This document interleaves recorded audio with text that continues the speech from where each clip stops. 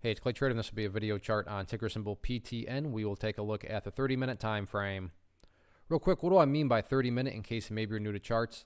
Instead of each one of these candlesticks here representing 1 day's worth of price action, which is what you would normally see, each one represents 30 minutes. So while this here may look like several days worth of time, it's actually just today's price action broken down into 30-minute time slices.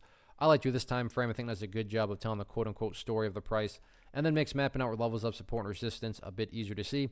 I've done this analysis in the past. That's where the green and red line annotations are coming from, and definitely want to get things updated here a little bit as the chart is now at a pretty important level from a technical perspective, and that is where these annotations come into play, namely right here, this green line here at 75 cents. I realize this green line will mean a little bit more to those of you that have watched the videos in the past, but if you haven't, I've talked about this as a level of support.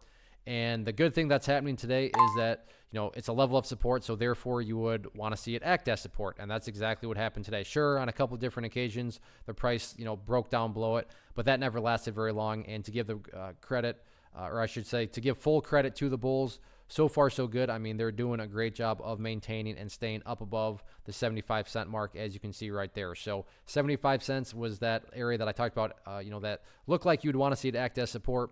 And so far, so good. It is indeed acting as support. Now, in the event the price cannot hold above 75 cents, where's the next key level of support at? I do want to get one more mapped out. And that next level of support, by no means am I saying this level is going to be tested or anything like this, just throwing it out there.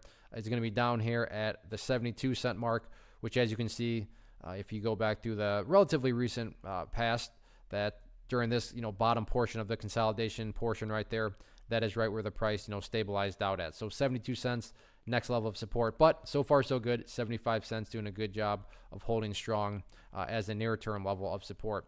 In the event the price starts to bounce, yeah, you have 82 cents and 86 cents as levels of resistance. But before you even start talking about doing battle with either of those, the first hurdle that will need to be crossed is going to be the moving averages.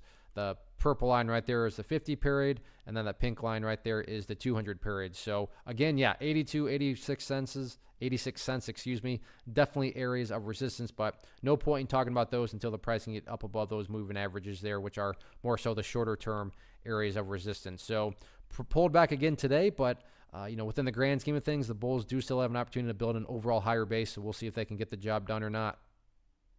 One of the biggest questions that I get is, hey Clay, how do you find the stocks that you trade? So what I've done is put together a free resource guide where I talk about the tools that I use to locate stocks that I find interesting and think may have potential. So if that sounds like something that could add value to you as a trader, then click on the image that is up on the screen right now and I will email you the guide. The guide itself is very short and to the point, and best part, it's completely free. Thanks for watching the video. Let me know if you have any questions.